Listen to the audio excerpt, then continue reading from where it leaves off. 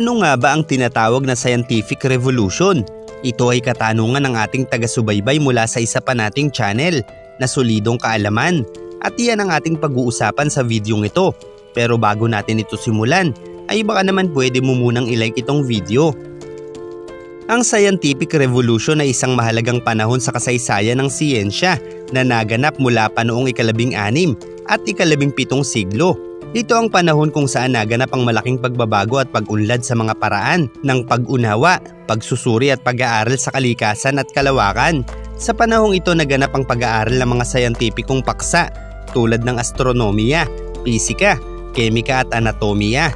Halimbawa, bago pa man mangyari ang scientific revolution, ang pag-aaral ng astronomiya sa mga sinaunang kabihasnan tulad ng Ehipsyo, Sumerian, Babylonian at Griego ay may malalim ng kaalaman at obserbasyon ukol sa mga bituin, planeta at mga pangyayari sa kalawakan. Ang mga sinaunang astronomer ay nagsagawa ng mga pagsusuri at pananaliksik upang matalakay ang mga galaw ng planeta at ang mga siklo ng buwan at araw at ang mga bituin sa kalangitan. Ang kanilang mga obserbasyon ay ginamit upang maitala ang mga panahon ng pagsikat at paglubog ng mga bituin at planeta, at maging para sa mga ritual at kalendaryo. Ang mga sinaunang astronomer ay may mataas na antas ng kaalaman sa geometriya at trigonometriya, kaya't sila ay nakapagbukas ng landas para sa mas malalim na pangunawa sa mga kaganapan at pangyayari sa kalawakan. Ang mga kabihas ng Griego at mga matematikero tulad nila Aristarchus at Ptolemy ay nagkaroon ng mga kontribusyon sa astronomiya, kabilang ang mga teorya ukol sa paggalaw ng mga planeta at sistema ng mga bituin, kung saan noong mga panahong iyon, ang pag-aaral sa astronomiya ay sumusunod sa konsepto ng geocentrismo, isang teorya kung saan itinuturing na ang lupa ang sentro ng kalawakan at ang lahat ng mga planeta, kabilang na ang araw, ay umiikot sa paligid nito. Ngunit sa pamamagitan ng matagal ng pagsusuri at pag-aaral ng mga astronomical na obserbasyon ay napagtanto ni Copernicus na maaaring mas maayos na maipaliwanag ang paggalaw ng mga planeta at bituin kung ang araw ang ituturing na sentro ng ating solar system. Kaya noong 1543 ay inilathala ni Copernicus ang kanyang aklat na De Revolutionibus or Vium Coelestium, o sa wikang Ingles, On the Revolutions of the Celestial Spheres. Dito inilahad niya ang kanyang teorya ng heliocentrismo, kung saan ipinakita niya ang mas sistematikong paliwanag sa paggalaw ng mga planeta at ang pag-ikot ng mga ito sa paligid ng araw. Ngunit ang teoryang ito ay hindi agad-agad na tinanggap noong una. May ilang mga kritiko at mga otoridad sa panahong iyon na hindi sang-ayon sa bagong teorya ni Copernicus. Gayunpaman, sa paglipas ng panahon at sa tulong ng mga sumunod na sayantipiko tulad nila Galileo Galilei at Johannes Kepler, ang heliocentrismo ay unti-unting naging mas kinikilala at nagbukas ng daan sa mas malawak na pagbabago sa pananaw ng tao sa kalawakan at astronomiya. Habang sa larangan naman ng pisika, sa sinaunang panahon, ito ay naging bahagi ng natural na philosophy o pilosopiya ng kalikasan.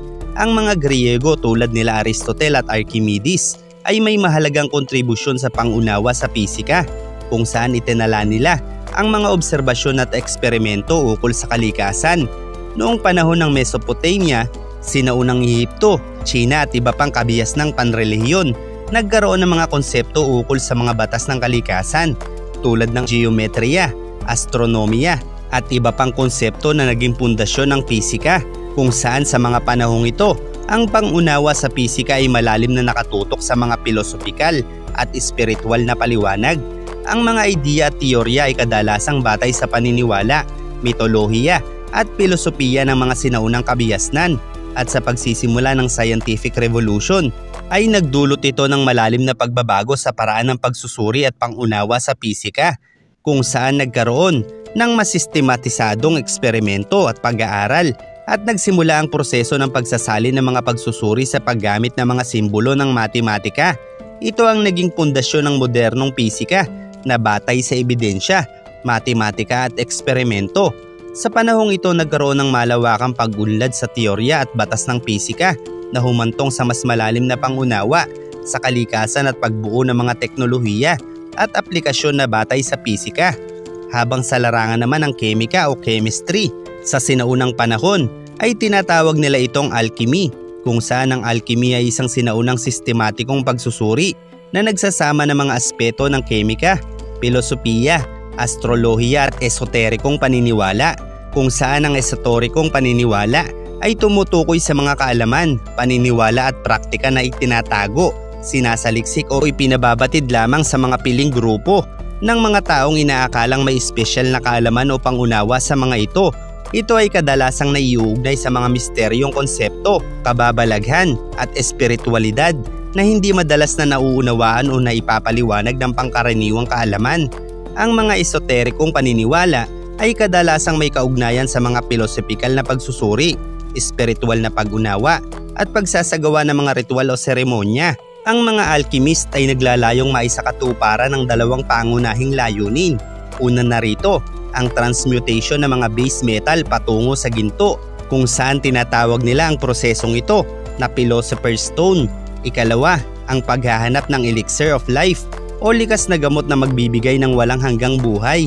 Kaya't sa panahong iyon, ang kemika ay may malalim na kahulugan, kabilang ang mga espiritual at mistikong aspeto at hindi pa ganap na nauunawaan ng mga kemikal na proseso ng eksaktong paraan kumpara sa mga ating kaalaman sa kasalukuyan. Kaya't ang scientific revolution ay naging daan ng pagbabago sa paraan ng pagsusuri at pag-unawa sa mga kemikal na proseso, katulad sa pamamaraan ng empirical na pagsusuri, eksperimento at matematikang pag-aaral na nagsimulang maging pangunahing bahagi ng kemika na humantong sa mas malawakang pag-unlad at pagkilala ng larangang ito bilang isang tunay na agham.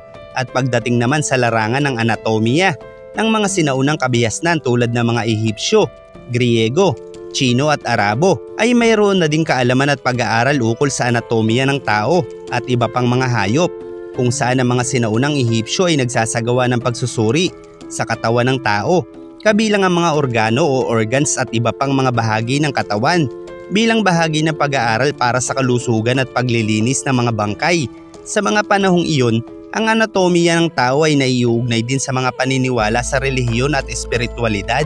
Ang mga Griego tulad nila Hippocrates at Aristotle ay may malalim na interes sa anatomiya ng tao at nagsasagawa ng mga obserbasyon at pag-aaral ukol dito, at ang kanilang mga kontribusyon ay nagsilbing pundasyon para sa mga sumunod na pag-aaral ukol sa anatomiya ng tao.